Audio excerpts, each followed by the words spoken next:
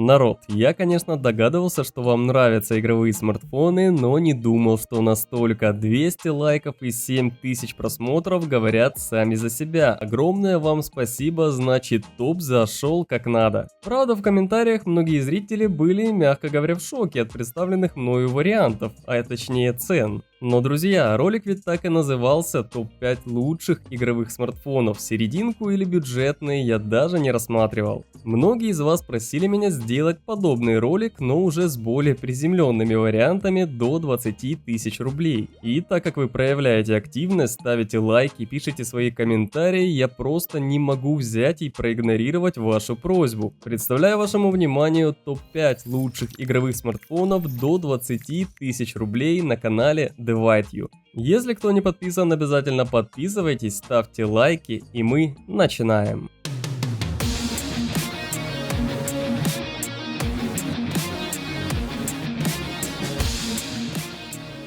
С игровыми смартфонами с бюджетом до 20 тысяч рублей, сразу скажу, будет чуть сложнее. И как бы да, за 50-70к там как ни крути, с железом, дизайном, разрешением экрана, батареей все не могло быть плохо. А с бюджетными в той или иной мере мы обязаны будем чем-то дожертвовать. Где-то дизайном, где-то экраном, а где-то и тем и другим ради того, чтобы получить то, что для нас будет важнее всего. На всякий случай напомню, первое и самое важное в любом игровом устройстве – это производительность. А именно мощный процессор, понятное дело, не меньше 8 ядер и плюс к нему достойный графический ускоритель. Оперативная память, да, с таким бюджетом про 8 гигабайт мы с вами можем сразу забыть, поэтому давайте брать не менее 4. Помимо этого, выбирая лучшие игровые смартфоны, имеет смысл также отдать предпочтение моделям с большим объемом встроенной флеш-памяти – 64, а лучше и больше. Тренд последнего времени – увеличенная частота обновления экрана от 144 Гц. Картинка при этом становится более плавной, в динамичных игровых эпизодах она будет лучше отображать текущую ситуацию,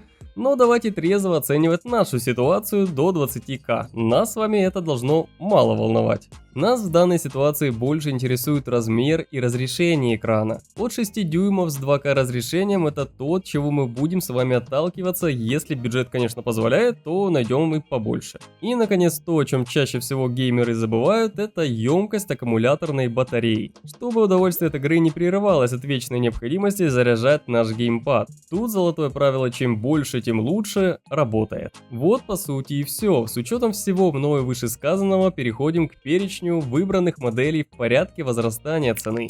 Первый смартфон от компании Huawei P-Smart. Вышел в конце прошлого года, на тот момент стоил 16 тысяч рублей, но на данный момент ценник значительно снизился и его уже можно купить за 14, а в некоторых магазинах и за 12 тысяч рублей. Компания Huawei решила обновить популярную модель P-Smart. Огромный глянцевый смартфон, лицевая сторона защищена стеклом с олеофобным покрытием. Тыльная панель пластик, разумеется, очень маркий, но зато красивый. Радует наличие тройного слота под 2 сим-карты и карту памяти, USB Type-C и разъем 3,5 мм для наушников. Качественная IPS-матрица, диагональ экрана достаточно большая, 6,67 дюймов, с разрешением 2400 на 1080 точек, Full HD+. Круглый вырез под фронтальную камеру, сверху по центру с разрешением 8 мегапикселей и диафрагмой 2.0. На обратной стороне смартфона расположилась основная камера, состоящая сразу из 4 модулей. Основной сенсор 48 мегапикселей с диафрагмой 1.8, 8-мегапиксельный широкоугольный модуль с углом обзора 120 градусов, макромодуль с разрешением 2 мегапикселя, способный фокусироваться на объектах с расстояния 4 см, и четвертый вспомогательный датчик для определения глубины резкости на портретах. Максимальное разрешение видеосъемки Full HD при 60 кадрах в секунду.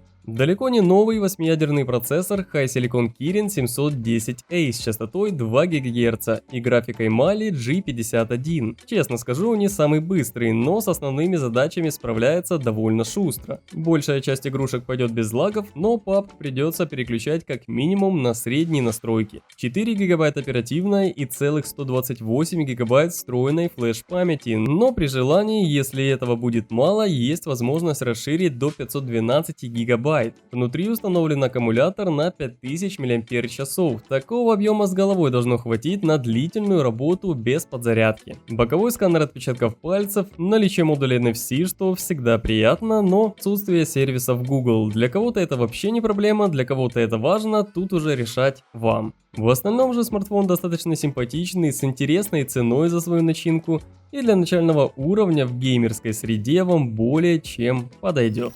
Второй смартфон от всеми любимой компании Xiaomi Redmi Note 9.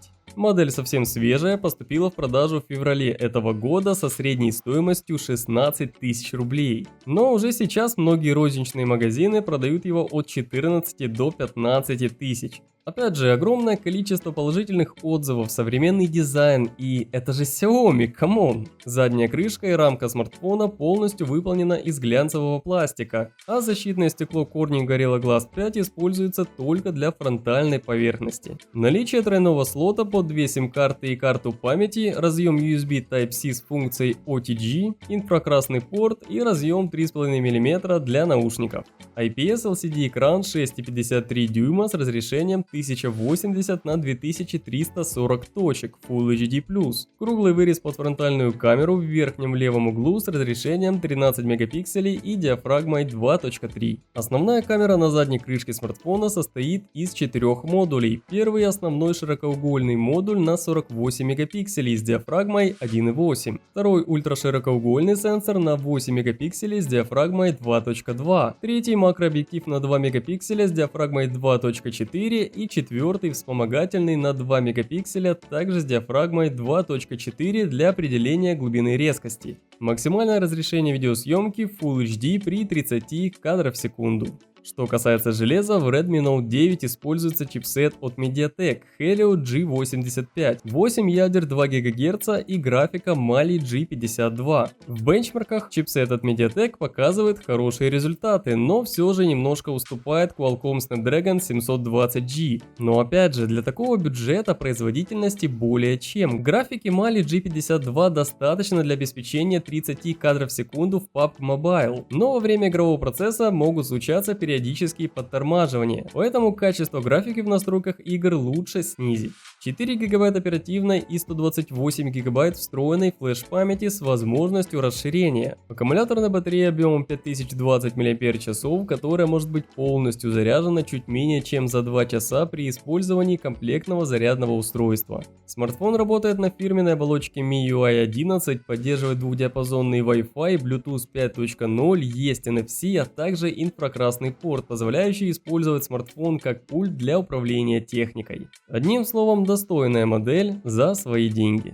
Третий смартфон от компании Samsung, новая модель A32. Был выпущен в начале этого года, средняя стоимость которого составляла 19 тысяч рублей. Но спасибо магазинам, которые не перестают депинговать цены, его можно урвать сейчас и за 17. Корпус целиком выполнен из глянцевого пластика, из-за чего смартфон получился также достаточно скользким и марким. Тройной слот под 2 сим-карты и карту памяти, разъем USB Type-C и разъем 3,5 мм для наушников.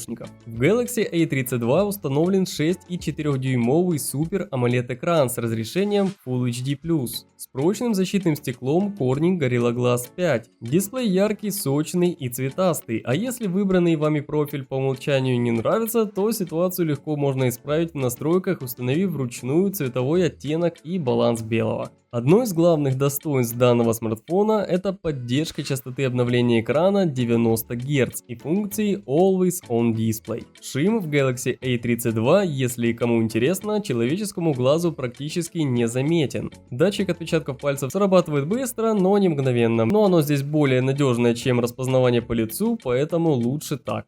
Круглый вырез сверху по центру под фронтальную камеру с разрешением 20 мегапикселей и диафрагмой 2.2. На обратной стороне смартфона камера, состоящая из 4 модулей. Основной объектив представлен сенсором на 64 мегапикселя с диафрагмой 1.8. Второй широкоугольный на 8 мегапикселей со 123-градусным углом обзора. Макромодуль на 5 мегапикселей и вспомогательный также на 5 мегапикселей для глубины резкости. Максимальное разрешение видеосъемки Full HD при 30 кадров в секунду. Galaxy A32 получил 8-ядерный процессор от MediaTek Helio G80 с тактовой частотой 2 ГГц, а за графическую часть в процессоре отмечает графический ускоритель Mali G52, 4 ГБ оперативной и 64 или 128 ГБ встроенной флеш-памяти в зависимости от версии, а при желании можно использовать дополнительную карту памяти до 1 терабайта. Поиграть при желании получится даже в навороченные игры, но с настройками ниже средних, так что будьте к этому готовы. Объем аккумуляторной батареи 5000 мАч с поддержкой быстрой зарядки 15 Вт. Смартфон работает на Android 11 с оболочкой One UI 3.1. У него хорошая автономность, классный Super AMOLED экран от Samsung с поддержкой обновления экрана 90 Гц. Есть NFC с возможностью бесконтактной платы. Да, не супер мощное железо, но на невысоких настройках играть будет более чем комфортно. И что самое важное в этом видео, бюджетно.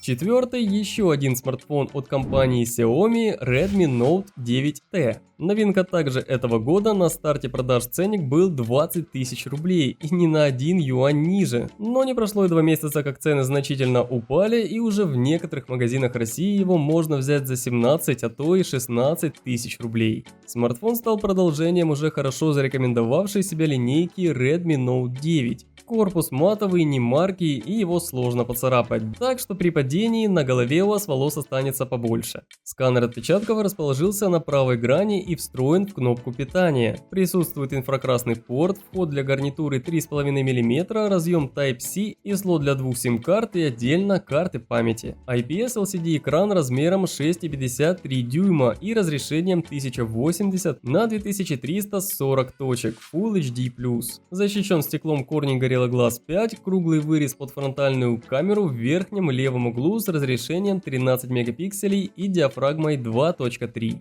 Основная камера состоит из 3 объективов, основной датчик на 48 мегапикселей с диафрагмой 1.8, макрокамера на 2 мегапикселя и широкоугольный также на 2 мегапикселя с углом обзора 118 градусов, а максимальное разрешение видеосъемки 4К со скоростью 30 кадров в секунду. За производительность смартфона отвечает 8-ядерный процессор MediaTek Dimensity 800U с тактовой частотой 2,4 ГГц и 7-нанометровым техпроцессом. Чипсет имеет встроенную графику Mali G57, которая способна обеспечивать хорошую кадровую частоту в современных играх. 4 ГБ оперативной и 64 или 128 ГБ встроенной флеш-памяти. Версия на 64 ГБ использует хранилище UFS 2.1, а модель с максимальной конфигурацией UFS 2.2. Аккумулятор имеет емкость 5000 мАч. Время автономной зарядки достигает 2 суток. Возможно быстрая зарядка с помощью 18-ваттной зарядки, поддержка 5G и наличие модуля NFC. Xiaomi Redmi Note 9T достойный по всем фронтам. Даже с бюджетной частотой обновления экрана 60 Гц на начальных этапах в играх вы 100% останетесь довольны. И последний, но не по значению, смартфон от Huawei. Новинка Enjoy 20 SE. На данный момент, хоть смартфон уже и поступил в продажу, про него все еще мало что известно. Средняя стоимость 20 тысяч рублей, а с доступностью пока все очень и очень плохо. Но я уверен, что в скором времени ситуация изменится в лучшую сторону. Новинка присоединилась к моделям Enjoy 20 и Enjoy 20 Plus, которые были представлены в начале сентября прошлого года. Разработчики наградили гаджет по-настоящему премиальным видом. У смартфона большой глянцевый корпус с красивым градиентом, слот под 2 сим-карты и карту памяти, USB Type-C, разъем 3,5 мм и сканером отпечатков пальцев на боковой грани. Большой IPS экран с диагональю 6,67 дюймов и разрешением 1080 на 2400 точек Full HD+. Круглый вырез сверху по центру под фронтальную камеру с разрешением 16 мегапикселей и диафрагмой 2.0. В основной камере установлено сразу 4 сенсора. 2 из них имеют разрешение по 2 мегапикселя, основной на 48 мегапикселей и ультраширокоугольный модуль на 8 мегапикселей. Новый 8-ядерный процессор от MediaTek Dimensity 700 2,2 ГГц, а графический ускоритель Mali G57. Две вариации 4 или 8 ГБ оперативной зависит от конфигурации и 128 ГБ встроенной флеш-памяти. Большая аккумуляторная батарея объемом 5000 5000 мАч с поддержкой быстрой зарядки. Новинка от Huawei Enjoy 20 SE выглядит как настоящий флагман, владеет достойными характеристиками и при этом стоит относительно недорого. Друзья, какой из смартфонов в топе вам понравился больше всего? Есть ли у вас на примете свои достойные варианты для игр до 20К? Обязательно пишите свои мысли в комментариях. Ставьте лайк, если видео вам понравилось, не забывайте подписываться на канал, если вдруг еще не подписаны. Обязательно жмякайте на колокольчик, чтобы не пропускать новые интересные и познавательные видео. А меня зовут Влад, вы смотрели канал Divide You. До скорого.